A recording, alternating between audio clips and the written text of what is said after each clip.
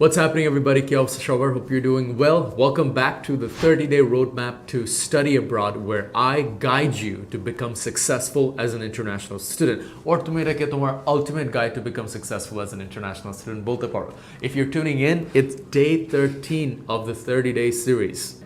And we're getting pretty close to the finish line. Even though it's day 13, we are almost halfway through your journey to become an international student. আশা করি তুমি last 12 দিন আমার প্রত্যেকটা live session দেখেছো এবং তোমার যে জার্নিটা সেটা আস্তে আস্তে ইজি হয়ে যাচ্ছে, but more importantly you're becoming smarter than the rest of the crowd. I hope that is my objective. যে তুমি অলরেডি এই ইনফরমেশনগুলো কনজিউম করে যে হাজার হাজার ইন্টারন্যাশনাল স্টুডেন্টসরা তারা বাইরে যেয়ে থাকে তাদের থেকে একটু হলেও স্মার্ট হবে, যাতে তোমার বাইরে যাওয়ার জার্নিটা ইজি হয়ে যায়, বাট মোর ইম্পর্টেন্টলি বাইরে গিয়ে তুমি একটা সুন্দর ক্যারিয়ার বিল্ড আপ করতে পারো। So welcome back to day 13 of the series, and today we are gonna be talking about, guess what, আমরা ইয়েস্টারডে কি কথা বললাম যে how to select the right agency, right, for your process. যে আগের live সেশনটাতে আমি শেয়ার করলাম how to select the right agency. আজকে কি হচ্ছে, let's imagine or assume that you have selected an agent by now and you have hired an agent and তোমার admission প্রসেসটা শুরু হয়ে যাবে, তাই না? সো এই জায়গাটাতে তুমি যাতে ইনফর্ম থাকো যে তোমার এজেন্ট ঠিক মতো কাজ করছে নাকি, এই কারণে এই ভিডিওটা বানানো। তোমাকে অ্যাডমিশনের নিটিগ্রিটি ডিটেলসটা দিব না, just the same way I always সে যে তোমার যদি হার্ট অ্যাটাক হয় there is no point of picking up a book on heart surgery, তাই না? সো আমি তোমাকে টেকনিক্যাল ডিটেলস দিয়ে বোর করতে চাই না, বাট তোমাকে স্ট্র্যাটেজিক কিছু আইডিয়াস দিব যাতে তুমি জানো যে তোমার এজেন্ট তোমাকে সুন্দর মতো গাইড করছে স্টেপ বাই স্টেপ অ্যান্ড কোনো কিছু মিস করছে না। So what's the most important thing in the admission process that you need to be aware of? It's the logical progression, যে সব কিছু লজিক্যালি আগাচ্ছে নাকি না। Okay, so the very first thing that you need to do is become aware of the terminology. What does terminology mean? It means the wording, the words around your journey to become an international student. যেরকম postgraduate studies, undergraduate studies, অথবা diploma, অথবা international foundation year. What are these things? এটা নিয়ে তোমাকে আগে জানতে হবে যে levels of education কি কি বাইরে হয় এবং তাদের কি কি ওয়ার্ড। যেরকম ফল, এক এক দেশে কিন্তু ফলের মিনিং এক এক জিনিস, উইন্টারের ডেফিনেশন অন্যরকম, স্প্রিং সামারের ডেফিনেশন অন্যরকম। সো তোমাকে এই টার্মিনোলজি যে জিনিসগুলো, নো দ্য টার্মস, এগুলো নিয়ে হালকা রিসার্চ করতে হবে। তাহলে দেখা যাচ্ছে তুমি কিন্তু তোমার এজেন্টের সাথে সুন্দর মতো কমিউনিকেট করতে পারছো on the same wavelength. Okay, that's the very first thing you have to do. এটা কীভাবে করবে? কিছু ইনস্টিটিউশনসের ওয়েবসাইটে যাবে, একটু ঘাটাঘাটি করবে, একটু নোট নিয়ে নেবে যে কোন কোন ওয়ার্ডগুলো তোমার কাছে নতুন লাগছে এবং আস্তে আস্তে সেটা নিয়ে রিসার্চ করে ফেলা। Okay, number 2, get familiar with the intakes and their deadline. তুমি যে বিদেশে যাবে, কোন ইনস্টিটিউশনে কবে ইনটেক খোলা থাকে সেটা তোমাকে মাস্ট জানতে হবে, নাহলে কিন্তু তুমি একটা অ্যাকুরেট গোল সেটিং করতে পারছো না। যে কবে থেকে তোমার প্রসেস শুরু করতে হবে এটা তুমি একমাত্রই জানতে পারবে যদি তুমি জানো যে তোমার ইনটেক্সগুলো কবে, ফল নাকি স্প্রিং নাকি উইন্টার নাকি summer. You know, depends on the destination. যেরকম কিছু ডেস্টিনেশন, সুইডেন বলতে গেলে তোমার কিন্তু শুধু ফল সেশন আছে এবং উইন্টার সেশন আছে, সামার সেশন অনেকটা কম। সো আবার অনেক দেশে থাকে দেখা যাচ্ছে যে বছরে 4টা করে তাদের ইনটেক, রাইট? যেরকম মালয়েশিয়া আছে, দুবাই আছে, অনেকগুলো ইনটেক। সো এক এক দেশের কিন্তু এক এক টাইপের ইনটেক থাকে এবং এক এক ইনটেকের এক এক স্টাইলের ডেডলাইন থাকে। সো তোমার কাজ হবে এই ডেডলাইনসগুলো আগে থেকে জেনে রাখা, যেন তুমি তোমার অ্যাপ্লিকেশনের সাবমিশনটা মিস না করো। দেখা যাচ্ছে ফলের ডেডলাইন, যে নেক্সট ইয়ার ফলের ডেডলাইন কিন্তু তার আগের ইয়ারেই শুরু হয়ে যায়। আবার দেখা যাচ্ছে উইন্টারের ডেডলাইন মাত্র 2 মাস আগে থাকে সেমিস্টার ইনটেকের। সো এক একটা ইনটেকের কী কী ডেডলাইন আগে থেকে জেনে নিবে, যেন তারও আগে থেকে তুমি তোমার অ্যাডমিশনের প্রিপারেশন নিয়ে নিতে পারো। এখন কোয়েশ্চেন আসতে পারে যে তাহলে ভাই আমার অ্যাডমিশনের প্রিপারেশন নিতে গেলে কী কী লাগবে? ফার্স্ট থিংস ফার্স্ট, যে তোমার ইনস্টিটিউশনে ওই প্রোগ্রামটা আছে নাকি না। আমরা তো অবশ্যই বাই নাও জানি যে আমি কি প্রোগ্রাম, তুমি কি প্রোগ্রাম পড়তে চাও, তাহলে ওই ইনস্টিটিউশনে কি ওই প্রোগ্রামটা আছে নাকি, এবং ওই প্রোগ্রামের রিকোয়ারমেন্টসটা কি। রিকোয়ারমেন্টসটা বেসিক্যালি দুই ভাগে ভাগ করা হয়। একটা হচ্ছে general admission requirements, that's based on country. বাংলাদেশের স্টুডেন্টদের এক টাইপের অ্যাডমিশন রিকোয়ারমেন্ট, পাকিস্তানি স্টুডেন্টদের এক টাইপের, টার্কিশ স্টুডেন্টদের এক টাইপের, ইন্ডিয়ান স্টুডেন্টদের এক টাইপের। সো বাংলাদেশি স্টুডেন্টের কারিকুলাম অনুযায়ী এক একটা দেশের কিছু ইনস্টিটিউশন তাদের জেনারেল একটা ক্রাইটেরিয়া সেট করে রাখে। কিছু দেশে দেখা যাচ্ছে তুমি 60% নিয়ে ঢুকে যেতে পারছো, কিছু দেশে তুমি 70% সিজিপিএ নিয়ে ঢুকে যেতে পারছো বা জিপিএ নিয়ে ঢুকে যেতে পারছো, ঠিক আছে। So general admission requirements vary by the country. এখন আবার ইন্টারেস্টিং জিনিস হচ্ছে কিছু ইনস্টিটিউশন স্পেসিফিক প্রোগ্রাম অনুযায়ী তারা প্রোগ্রাম প্রি রেকুইজিট সেট করে রাখে। এমন হতে পারে তোমাকে পোর্টফোলিও দিতে হতে পারে, এমন হতে পারে তোমার স্পেসিফিক কোনো সাবজেক্টে একটা স্পেসিফিক গ্রেড হতে পারে, লাগতে পারে, ঠিক আছে। সো প্রোগ্রাম প্রি রেকুইজিট এক জিনিস, জেনারেল অ্যাডমিশন রিকোয়ারমেন্টস এক জিনিস। জেনারেল রিকোয়ারমেন্টসটা বেসিক্যালি পুরো ইউনিভার্সিটির, প্রোগ্রাম প্রি রেকুইজিট হচ্ছে ওই স্পেসিফিক প্রোগ্রামের জন্য কি রিকোয়ারমেন্ট। সেটা হতে পারে তোমার জিম্যাট লাগছে বা IELTS একটু বেশি স্কোর লাগছে, বা কোনো স্পেসিফিক সাবজেক্টস লাগছে, বা কোনো পোর্টফোলিও লাগছে, বা কোনো ইন্টারভিউ লাগছে। So it really matters on the programme, okay. তারপর যেটা আসি, তুমি যখন জেনে ফেলে তোমার অ্যাডমিশন রিকোয়ারমেন্টস কী কী, তখন তোমাকে তোমার ডকুমেন্টস গোছাতে হবে। এখন the question is, what are the documents that's typically required for admission? Very first thing is your academic transcripts according to a certain template. সব ইউনিভার্সিটির ট্রান্সক্রিপ্ট কিন্তু একভাবে সাজানো থাকে, মাঝে মধ্যে কিছু ইউনিভার্সিটি চাবে তোমার ওই ট্রান্সক্রিপ্টগুলো যেন একটা সুন্দর ওয়েতে থাকে। Obviously, if you sign up with Connected, we're going to give you the templates, okay? So, তোমার ট্রান্সক্রিপ্টের পরে আসে হচ্ছে যে তোমার ডিপেন্ডিং অন ইউর প্রোগ্রাম তোমাকে রেফারেন্সেস দিতে হতে পারে। এটা টিপিক্যালি পোস্ট গ্রাজুয়েট স্টাডিজ বা মাস্টার্সের ক্ষেত্রে লাগে। অ্যান্ড লাস্টলি তোমার CV, depending on the country that you're going for.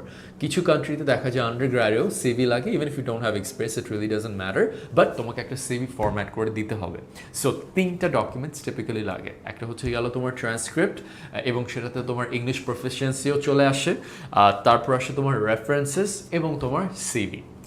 এখন তোমার মেইন ডকুমেন্টসগুলো অর্গানাইজ করে সাবমিট করে দেওয়ার পরে অথবা সাবমিশনের আগে তোমরা এমন হতে পারে একটা স্টেপ থাকবে, সেটা হচ্ছে তোমার একটা ইন্টারনাল এক্সাম হতে পারে, একটা ইন্টারভিউ হতে পারে, বা দেখা যাচ্ছে তোমাকে একটা পার্সোনাল স্টেটমেন্ট লিখতে হতে পারে, অথবা তোমাকে একটা এন্ট্রান্স এক্সাম দিতে হতে পারে।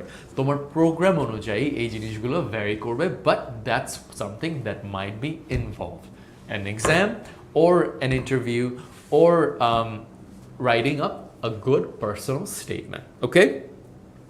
এরপরে আসে হচ্ছে তোমার স্কলারশিপ অ্যাপ্লিকেশন, যেটা সবাই চেয়ে থাকে। দেখো, স্কলারশিপস নিয়ে অনেক স্টুডেন্টসদের অনেক অনেক অনেক মিসআন্ডারস্ট্যান্ডিংস থাকে।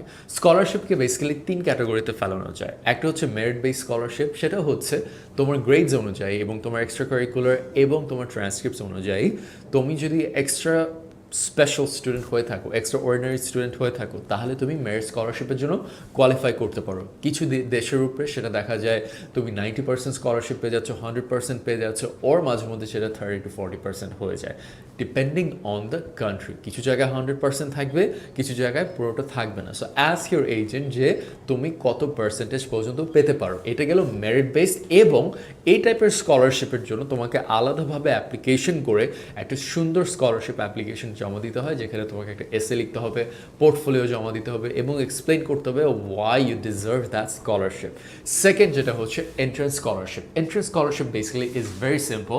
এটা মানে হচ্ছে যে অ্যাপ্লাই করলেই তোমাকে একটা স্কলারশিপ দিয়ে দিবে। সেটা হতে পারে $4,000-5,000 বা $6,000-7,000 বা $500 বা $1,000। এটা টিপিক্যালি 10 to 25% হয়ে থাকে। দেখা যায় এটা তোমার যদি গ্রেডস ভালো থাকে, অনেক সময় গ্রেডস না ভালো থাকলেও জাস্ট অ্যাপ্লাই করার জন্য এই স্কলারশিপসগুলো প্রযোজ্য। মাঝে মধ্যে কিছু ইনস্টিটিউশন তোমাকে টিউশন ফিতে ডিসকাউন্টস দিয়ে দিবে, এবং মাঝে মধ্যে দেখা যায় তুমি যদি আগে টিউশন ফি পাঠিয়ে দাও, সেটার উপরেও তুমি একটা ডিসকাউন্ট পেতে পারো। যেরকম ফিনল্যান্ডে আর্লি বার্ড ডিসকাউন্টে 50% টিউশন ফি স্কলারশিপ পাওয়া যায়, ওকে।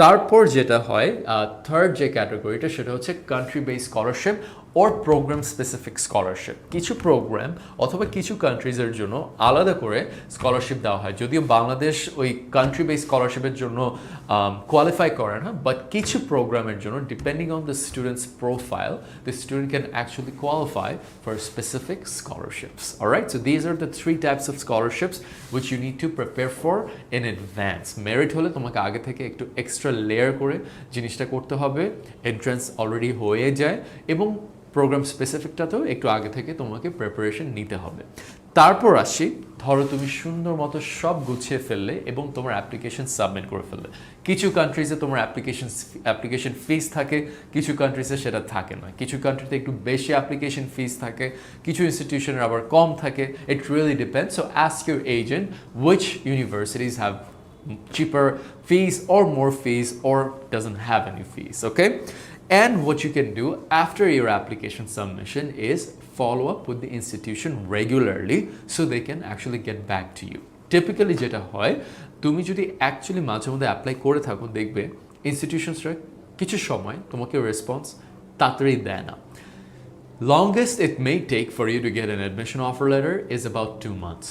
ওকে এমন হতে পারে তুমি 1 সপ্তাহ পেয়ে যাচ্ছ 2 সপ্তাহ পেতে পারো অথবা 2 মাসও লেগে যায় সময় বাট যদি 1 মাসের বেশি সময় লাগা শুরু করে ইনস্টিটিউশনকে ডেফিনেটলি ইমেল করা শুরু করতে পারো তাতে তারা তোমার অ্যাপ্লিকেশনটা ফাস্ট ট্র্যাক করে ফেলবে এখন তুমি তোমার অফার লেটার পেয়ে গেলে হোয়াটস নেক্সট বেসিক্যালি তোমাকে তোমার টিউশন ফি ডিপোজিট করতে হতে পারে depending on the institution's requirements so tuition fee কতটাই বা ডিপোজিট করতে হয় টিপিক্যালি 6 months বেসিক্যালি এক সেমিস্টার টিউশন ফি তোমাকে ডিপোজিট করতে হবে এটার অ্যামাউন্ট অবভিয়াসলি ভেরি করবে based on the destination you're going to এখন মিনিমাম যেটা লাগে 5 লাখ হয় 6 লাখ হয় ফর সাম ডেস্টিনেশনস এবং ক্যানাডার মতো ডেস্টিনেশন হয়ে গেলে সেটা 10 লাখ পর্যন্ত চলে যাবে অস্ট্রেলিয়ার জন্য 10 লাখ পর্যন্ত চলে যায় so really depends on the country but typically তোমাকে 6 months করতে হবে টিউশন ফি ডিপোজিট কিছু সিচুয়েশনে তোমাকে 1 বছরের টিউশন ফি ডিপোজিট করে যেতে হতে পারে যেরকম নেদারল্যান্ডসে তোমাকে 1 বছরের লিভিং এক্সপেন্সেস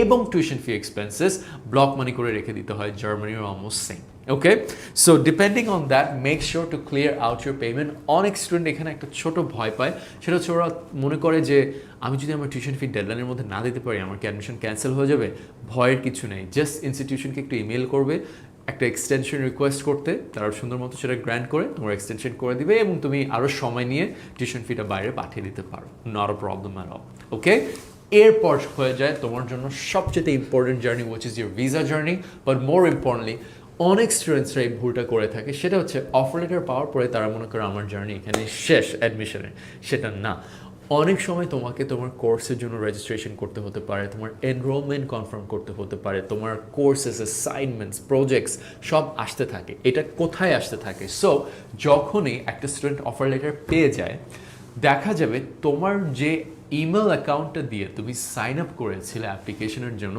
সেখানে তোমার কিছু ইম্পর্টেন্ট ইমেলস আসা শুরু করে এবং ওই ইম্পর্টেন্ট ইমেলসের মধ্যে লেখা থাকে তোমার জন্য একটা স্টুডেন্ট ইমেল ক্রিয়েট করা হয়েছে ইনস্টিটিউশনের পোর্টালের মাধ্যমে সো তোমাকে যেটা করতে হবে ওই ইনস্টিটিউশনের পোর্টালে তোমার যে নতুন করে একটা ইমেল ক্রিয়েট হয়েছে তোমাকে মাস্ট ওই ইমেল অ্যাকাউন্টের মধ্যে ঢুকতে হবে বিকজ তোমার আপকামিং যত ক্লাসেস কোর্সেস ইউনিভার্সিটি রিলেটেড যত অ্যানাউন্সমেন্টস সব ওই স্টুডেন্ট ইমেল অ্যাকাউন্টে যেতে থাকবে তোমার ওরিয়েন্টেশন হোক বা ইভেন্টস হোক যাই হোক সব কিছু সেখানে যাওয়া শুরু করবে অনেক স্টুডেন্টসরা এটা খেয়াল করে না এবং গিয়ে দেখে তারা অনেক পিছিয়ে যাচ্ছে only because they didn't know what was coming. So make sure to check on your student email account as soon as you receive your offer letter.